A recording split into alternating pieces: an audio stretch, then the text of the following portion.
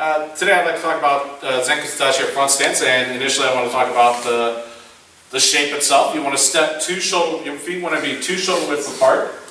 That's forward and backward, and you see from my feet position. Secondly, you want to be about shoulder width apart in width.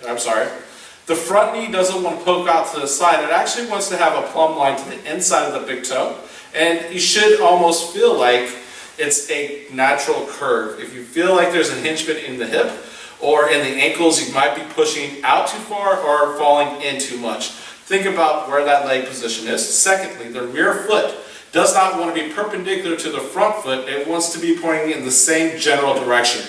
And that goes along with the idea of the toes and knees. Knees point in the same direction of the toes. Next I want to talk about is hip action, and that is ham knee, which your hip is to the open side. Our knee is bent, not necessarily all the way perpendicular to the front leg. It's generally about the dividing distance. So instead of 90-degree turn, it's more like a 45, 50-degree turn. Keep your body bladed and your hips level.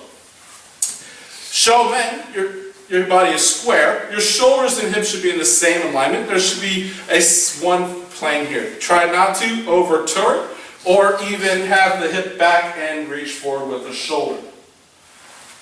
Thirdly, what I'd like to talk about is pressure in the front stance. There is always a general forward feeling in the stance.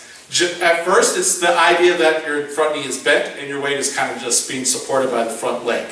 As you move forward, you'll realize that you're a little bit more centered and that both legs play a role in keeping the shape.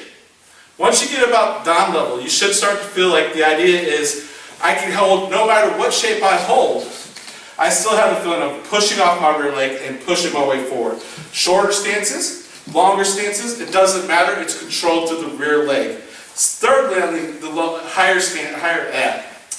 higher levels, is that you should not have an active, forced feeling in your stance. It should be more just relaxed, and the structure should play a bigger role. Front stance.